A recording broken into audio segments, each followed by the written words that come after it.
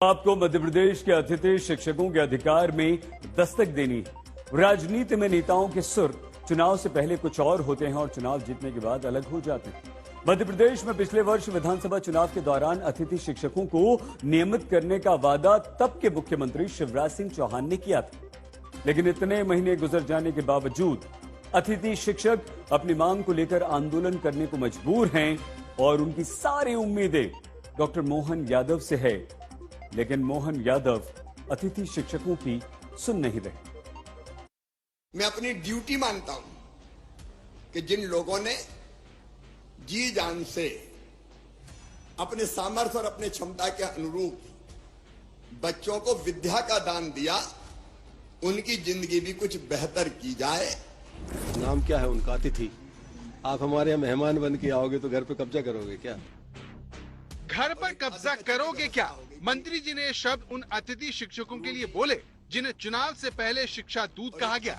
वादा किया गया कि उन्हें नियमित कर दिया जाएगा ताकि ये लोग अपने परिवार का ध्यान रख पाएंगे, लेकिन इस वादे के 1 साल बाद भी मध्य प्रदेश में हजारों अतिथि शिक्षक अपने हक के लिए दर दर की ठोकरें खा रहे हैं। अतिथि शिक्षकों को किसी की भी सरकार रही हो, सभी ने नियमितीकरण का वादा किया और अतिथि शिक्षकों के साथ वादा खिलाफी की है।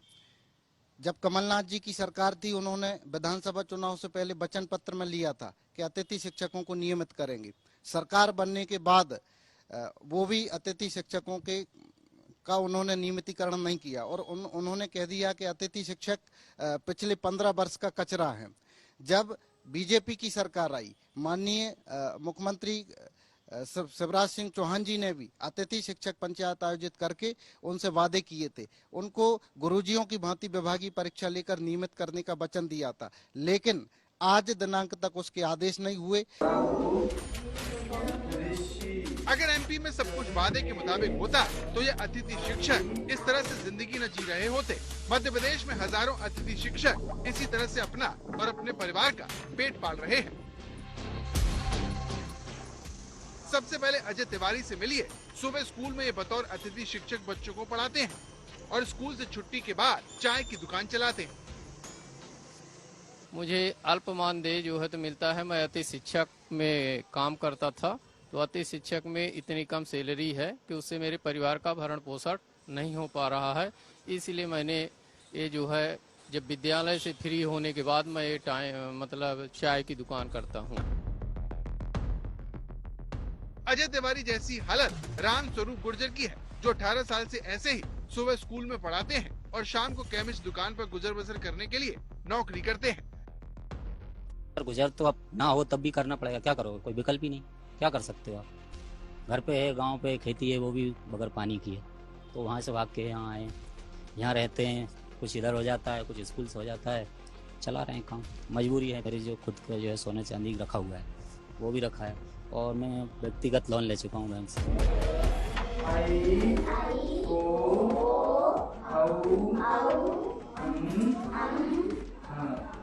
कन्हैया कश्यप की जिंदगी सुबह स्कूल और शाम को चाट का ठेला लगाते हुए गुजर रही है।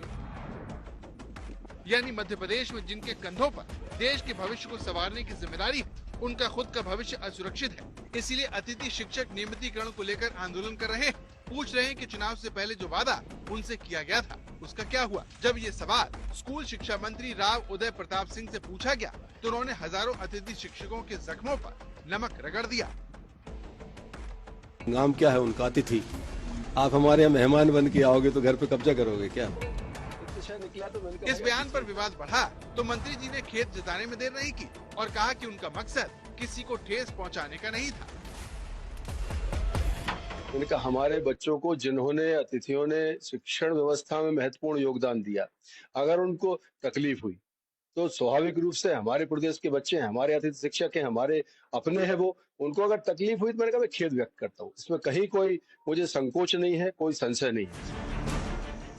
लेकिन अतिथि शिक्षकों के नियमितीकरण के वादे का क्या हुआ, इस पर सरकार खामोश है।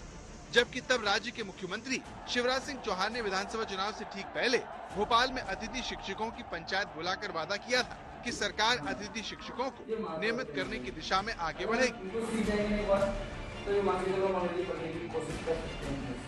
गुरुजियों की तरह एक योजना बनाऊंगा कि जिसमें पात्रता परीक्षा लेके भी हम अतिथि शिक्षकों को नियमित करने की दिशा में आगे बढ़ सकें।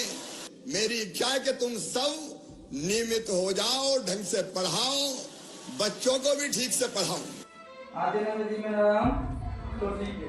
तो जिनके कंधों पर बच्चों को पढ़ाने की जिम्मेदारी है, वो इस वादे के बावजूद चाय की दुकान से लेकर चाट का ठेला लगाने को मजबूर है। अतिथि शिक्षक परंपरा एमपी में 2008 से शुरू हुई। तब वर्ग 3 को 2500, वर्ग 2 को 3500 और वर्ग 1 को 4500 रूपए मानदेय मिलता था। मानदेय भुगतान सिर्फ 20 दिन का मिलता था। 2018 में दोगुनी बढ़ोतरी करते हुए वर्ग 3 को 5000, वर्ग 2 को 7000 और वर्ग 1 को 9000 मानदेय मिलना शुरू हुआ। वर्तमान में मानदेय है वर्ग 3 को 10000, वर्ग 2 को 14000 और वर्ग 1 को 18000, जिसकी शुरुआत 2023 विधानसभा चुनाव से ठीक पहले हुई थी। एमपी में स्कूल शिक्षा में कुल 72,000 अतिथि शिक्षक हैं। 51,558 पद में अतिथि शिक्षक कार्यरत हैं और 31,268 पदों पर उनकी बहाली की प्रक्रिया जारी है। आज की तारीख तक रेगुलर करना तो छोड़ो, इन्होंने पोर्टल तक नहीं खोला अभी तक कि लोग अप्लाई कर सके। हर साल इन्हें अप्लाई करना पड़ता है, हर साल उस प्रक्रिया से गुजरना पड़ता है, तब इनका चयन होता है।